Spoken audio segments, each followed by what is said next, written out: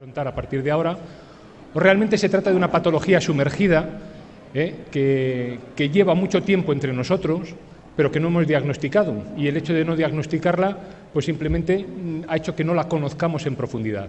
Pero realmente, yo os lo puedo adelantar ahora, desde el Servicio de Diagnóstico de SIVA, estamos viendo que es una patología que realmente es complicado encontrar una explotación negativa.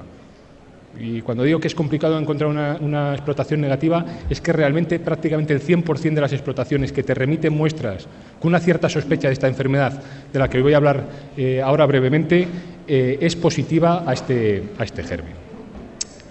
¿Estamos ante una nueva amenaza? Es decir, ¿este peritrozón es algo nuevo, algo que ha surgido de la noche al día? Pues la respuesta es muy clara y ya os la adelanto, no. Exactamente igual que hace 4 años o más. 4 años ya nos vamos haciendo más mayores. Hace 8 años nos hablaban del circovirus. Era una enfermedad que existía, que no se había diagnosticado, pero que realmente estaba. En concreto, este peritrozón lleva con nosotros, o se descubrió ya en 1950, y el único cambio que ha tenido a lo largo de este tiempo ha sido en su nombre, que como ya habéis podido observar es un nombre un poco complicado, pues quisieron simplificarlo un poco y en 1997, después de varias pruebas, lo rebautizaron como Mycoplasma suis. Con los micoplasmas con los que estamos más habituados es con el Mycoplasma pneumoniae y con el Dioxinoviae, pues este es otro micoplasma dentro de esa gama con el que vamos a tener que empezar un poco a lidiar a partir de ahora. Como os digo, el causante de estos problemas es el peritrozón suis, que es técnicamente hablando un parásito de la sangre, es decir, produce una parasitemia. Este germen vive dentro de la sangre de los animales, parasita los glóbulos rojos y provoca una enfermedad parasitaria. En el fondo es una enfermedad parasitaria más que una enfermedad infecciosa, con todas las consideraciones y todas las peculiaridades que puede tener un micoplasma y en este caso un hemoplasma. De manera gráfica, aquí veis un glóbulo rojo en una fotografía de microscopio electrónico normal, y en la siguiente fotografía podéis ver lo que es el eperitrozón. El eperitrozón es este organismo que veis en la superficie, que lo que hace es microperforar la membrana del glóbulo rojo, hace que salga la hemoglobina y el animal va a tener una anemia en este caso anemia hemolítica. ¿Por qué? Porque va a destruir los glóbulos rojos. Estamos más acostumbrados a anemias ferropénicas por falta de hierro. Este microorganismo, este peritrozón, lo que va a causar en los animales va a ser una anemia hemolítica. El animal no va a tener glóbulos rojos porque este peritrozón los va a destrozar. El eperitrozón o micoplasma está claro que si causa una anemia, en fase aguda todos tenemos muy claro que un animal anémico, ¿qué es lo que es? Un animal blanco, un animal que se queda y un animal que tiene muchísimas posibilidades de morir, porque lógicamente no tiene glóbulos rojos funcionales para llevar a cabo, pues digamos, el fisiologismo normal del animal. Pero quizás el principal problema que causa el eperitrozón suis en muchas explotaciones es cuando está de fase crónica. Y para explicaros la fase crónica, yo creo que, siendo un poco icónico, lo podemos ver aquí. En el animal, al final, lo que se va a crear es un equilibrio entre lo que destruye el micoplasma suis, entre los glóbulos rojos que rompe, y como respuesta defensiva, el animal no se deja morir, no se deja que se destruyan sus glóbulos rojos, va a crear una serie de glóbulos rojos para compensar. Es decir, este equilibrio que se va a mantener entre lo que se destruye y lo que se crea va a suponer un problema. ¿Y un problema por qué? Porque cuando se destruyen glóbulos rojos, la hemoglobina que queda libre no se evapora. En algún sitio se tiene que metabolizar. Esa hemoglobina no puede estar ahí de por vida y se metaboliza en el hígado. Y al metabolizarse en el hígado, lo que el animal tiene es una insuficiencia hepática. Su hígado está sobrecargado. A mayores, estos animales que vemos enfermos que tienen ese hígado sobrecargado, decimos, coño, está enfermo, le voy a tratar. Y cuando le trato con un antibiótico que generalmente donde se metaboliza también es en el hígado. Con lo cual esta enfermedad que nos produce una insuficiencia hepática, a mayores la estamos agravando con el tratamiento específico para cualquier enfermedad. Es decir, cuidado porque en fase aguda sí que es muy evidente que haya una anemia, un animal anémico, pero en fases cronificadas vamos a tener lo habitual de una insuficiencia hepática en los animales. ¿Qué es lo que nos vamos a encontrar? Vale, tenemos eperitrozón en la explotación. ¿Qué sintomatología voy a ver? Y vais a ver que es una sintomatología bastante característica de muchísimas granjas y de muchísimas explotaciones. Lechones que se quedan en paridera. No van como el resto, se quedan atrasados, no les saco adelante. En muchas ocasiones le echamos culpa al hierro. Lógicamente, en ibérico es complicado ver un animal pálido porque no tenemos tonalidad de grises, está el gris más claro, gris más oscuro. En cerdo blanco se ve mucho más, pero en ibérico sí que lo podemos ver por las mucosas blancas, y muchas veces responsabilizamos a la falta de hierro. Hay veces que tenemos más picos de animales afectados, otras veces tenemos menos animales afectados, pero lo que está claro es que muchas veces hay brotes sobreagudos en los que la letalidad es muy alta. Los animales que están enfermos, muy rara vez les podemos recuperar. Incluso aunque les tratemos, incluso aunque estemos encima de ellos, al final acaban siendo bajas o acaban siendo colas que nos tenemos que deshacer de ellos porque son un problema para la producción. Y una cosa muy característica en este peritrozón y que la gente te transmite es que no responden a nada. Yo les trato, tengo una diarrea, la trato con lo habitual y sigo teniendo diarrea. No me responden a tratamientos, por lo menos a los tratamientos convencionales que se pueden dar. Es muy característico estas diarreas que no se cortan, tanto en parideras como en transición.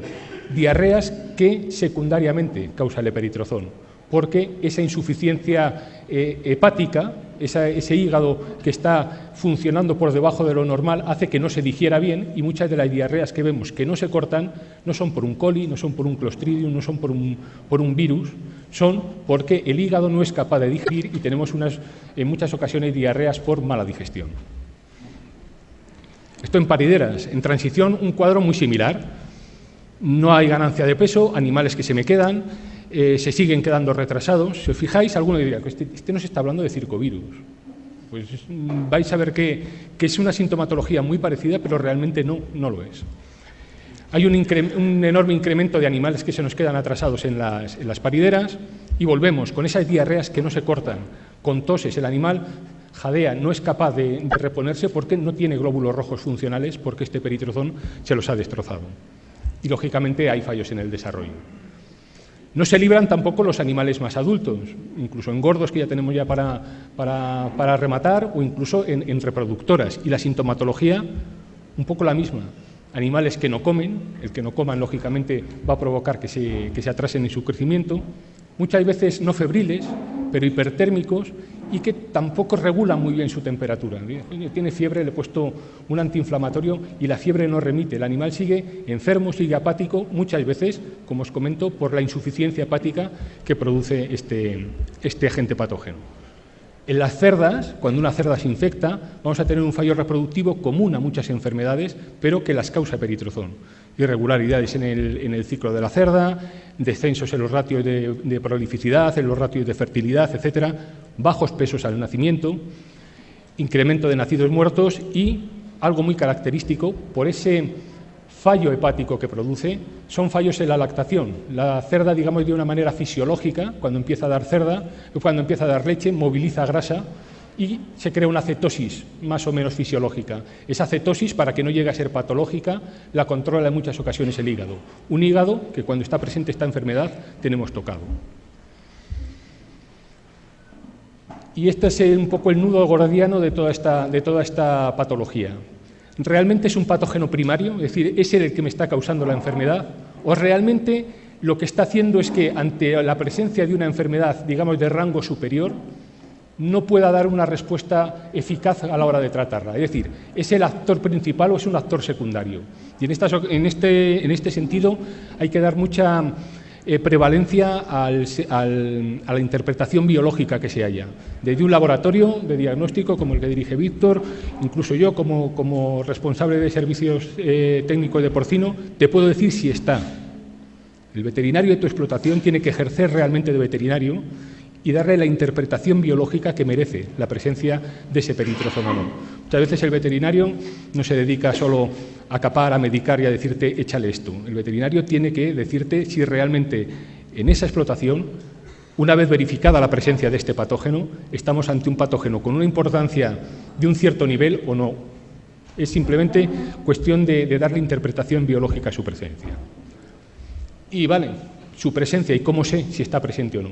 Entonces, para diagnosticar lo habitual, en muchísimas enfermedades, esto es común a todos, pues te mando animales enfermos. Si son pequeños, por ejemplo, lechones en parideras, te los mando animales enteros. En un animal entero, ¿qué es lo que se puede hacer? Una siembra para ver si hay alguna bacteria. Ya os digo que el eperitrozón no se puede cultivar, no hay ningún tipo de cultivo que se pueda hacer a nivel de laboratorio diagnóstico que nos haga crecer el eperitrozón. Podemos hacer PCR, podemos hacer serología, que habitualmente se utiliza para muchas enfermedades, pues del estilo del circovirus, del PIRS, etcétera, etcétera. Podemos hacer necropsias e histopatologías. Es un arma diagnóstica que tenemos, que muchas veces no la utilizamos y que da una información tremenda. Un histopatólogo no te va a decir, tú tienes esto, pero te va a orientar mucho a decir, tú tienes un animal que tiene estas lesiones. Entonces, podemos interpretar que en función de esas lesiones, cuál es el agente patógeno que nos las está ocasionando. Y por último, y en este caso específico del Mycoplasma suis o eperitrozón, hay un diagnóstico que es irrefutable, que es estudiar la sangre de ese animal. Es un parásito sanguíneo y podemos estudiar muy concretamente si está o no está. No tenemos que interpretar nada, es cuestión de verlo o no verlo. Y os lo voy a enseñar ahora. Ya os digo que cuando hacemos cultivos, olvidémonos, se pueden, en este tipo de animales afectados generalmente hay ausencia de ningún patógeno, porque generalmente son animales que mandamos hipermedicados con antibióticos, porque como están enfermos, digamos que la acción-reacción es si estás enfermo yo te pincho para que te cures, y muchas veces los aislamientos son totalmente negativos. Incluso en el caso de aislar algo que realmente sea patógeno, los antibiogramas son normales, es decir, no hay correlación. Si es un coli que le puedo controlar con una colistina, ¿por qué le estoy dando colistina como para una boda al lechón y no estoy cortando la diarrea? Y como decía, en el caso de los cultivos, el Mycoplasma suis no es cultivable. En el PCR y la serología, que son técnicas ya mucho más avanzadas, en el caso de Mycoplasma suis ya os digo que no se utilizan de rutina porque no están muy evolucionadas, no es una técnica que de rutina se utilice en un laboratorio. Se puede hacer una PCR específica, existen algún tipo de lisas, pero no tenemos muy claro cuál es su sensibilidad y su especificidad en el caso de esta enfermedad. Lo que está claro es que con la serología y con las ELISAs podemos ver si hay algún acompañante más a este eperitrozón o no lo hay. En la necropsia, y esto es algo que podemos hacer nosotros muchas veces en la granja, en vez de mandar el animal, cojo, lo abro, ¿qué es lo que vemos? Pues lo que vemos son animales, en principio, no hay ningún patrón común, es decir, no hay, pues tiene diarrea, pues sí, algunos sí, pero otros no, y se me han muerto los dos, tanto el que parece que tiene un coli, como el que no lo tiene, y me está causando ese tipo de problemas. Muchas veces hay infecciones oportunistas que no son la causa de la muerte de ese animal. Y algo muy característico es lo que Víctor una vez me definió como carne cocida. Cuando abra el animal tiene una carne tremendamente blanca, tremendamente pálida, un poco consecuencia de esa anemia hemolítica que ha causado el animal.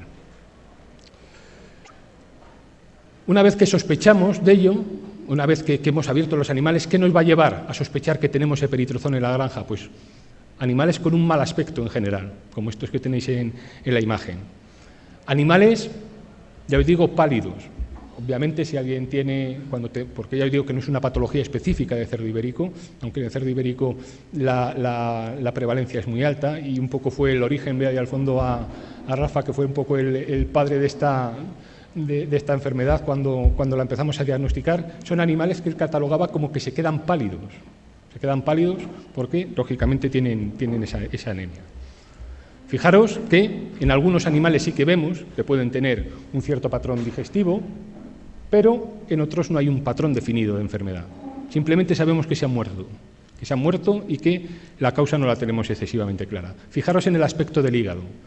Un hígado totalmente ictérico, amarillo, fuera de lo normal. Esta insuficiencia hepática que causa la metabolización de la hemoglobina y el sobreesfuerzo que le estamos causando al hígado se ve inmediatamente a la hora de hacer una necropsia.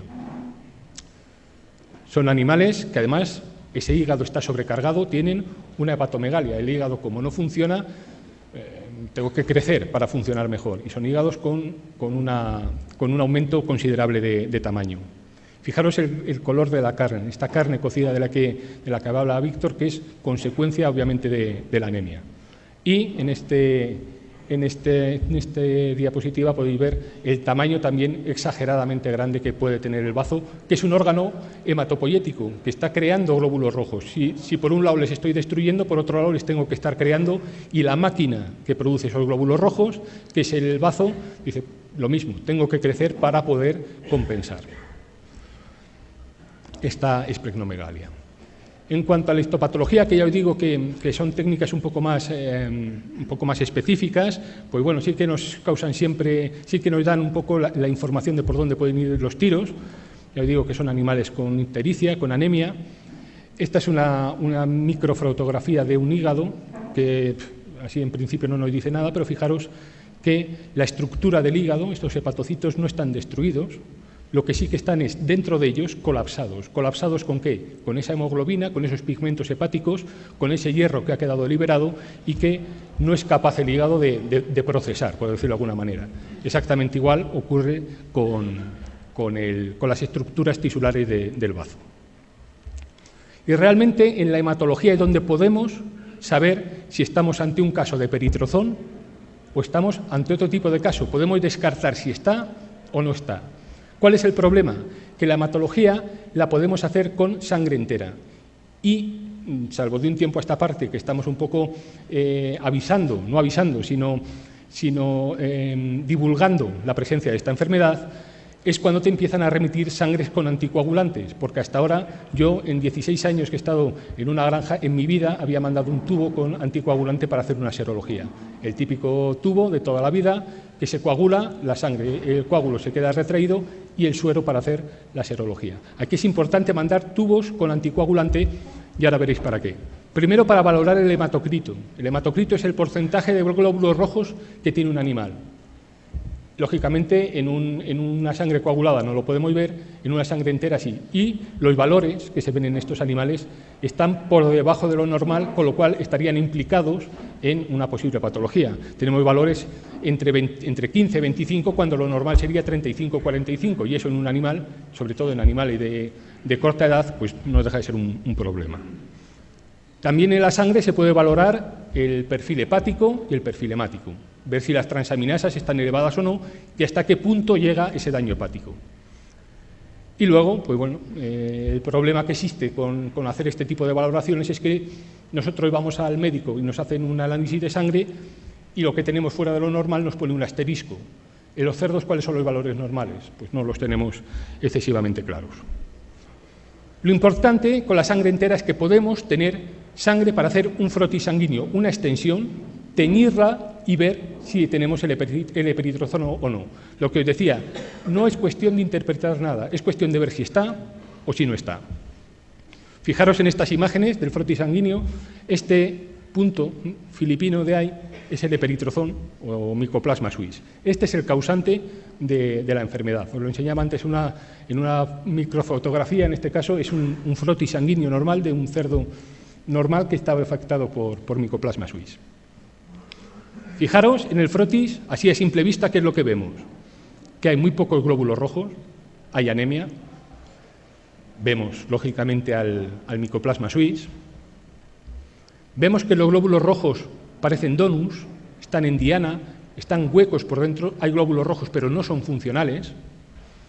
Vemos que es una anemia regenerativa, el animal lucha por sobrevivir y crea glóbulos rojos, crea eritroblastos, glóbulos rojos con núcleo, y hay muchos glóbulos rojos que están rotos. Esta situación dentro de un animal es obvio que es una situación patológica. Aquí tenemos otra fotografía de un frotis donde vemos esos puntos que os digo que son el Mycoplasma suis. Fijaros que en este caso el glóbulo rojo ya no está tan pálido. Esto sería un caso crónico. El animal está luchando frente a la enfermedad y está regenerando glóbulos rojos casi al mismo ritmo con el que se destruyen. Pero esto, que es un caso agudo, veis que es totalmente distinto. Seguimos teniendo el peritrozón por medio, pero los glóbulos rojos bien podéis ver que no son ni medianamente normales.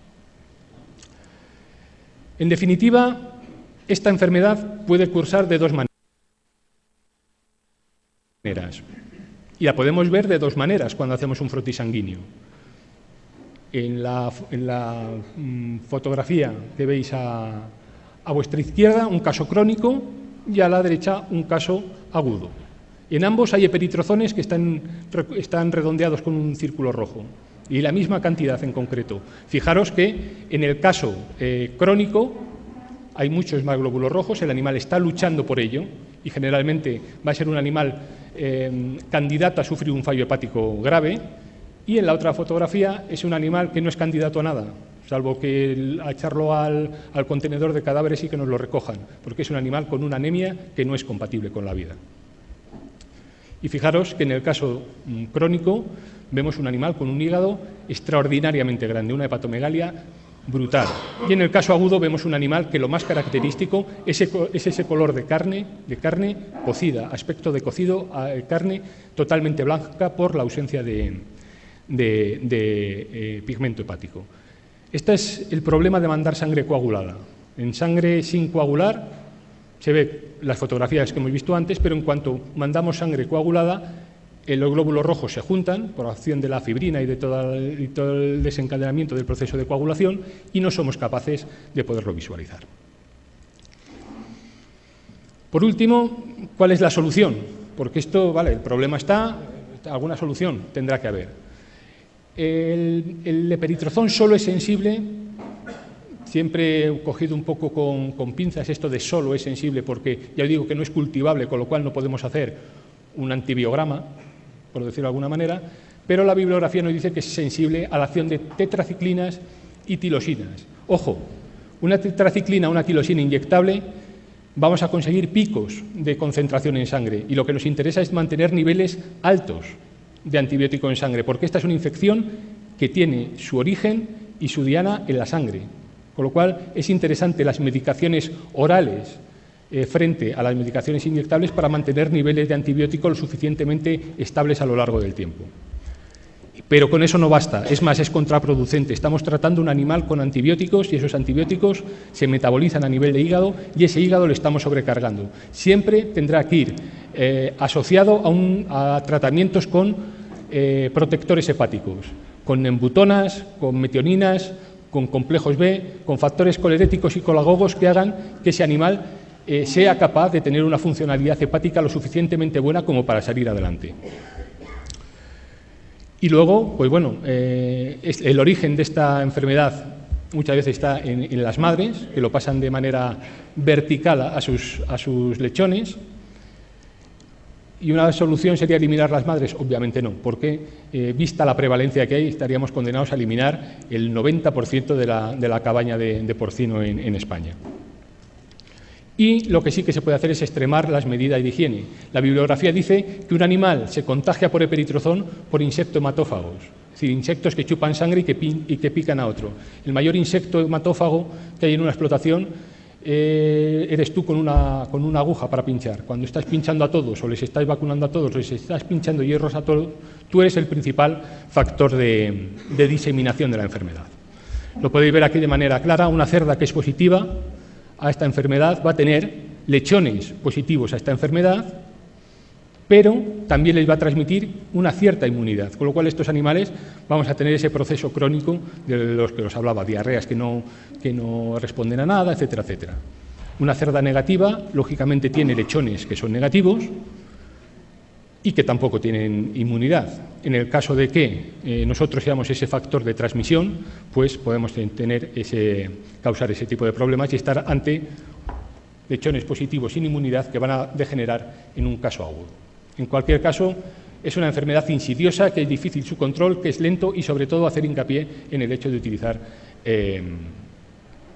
protectores hepáticos. Y ya por último, 7 consideraciones sobre esta enfermedad, porque lo bueno que tenemos desde este punto de vista es que vemos el tiempo que nos queda y entonces ajustamos nuestro discurso.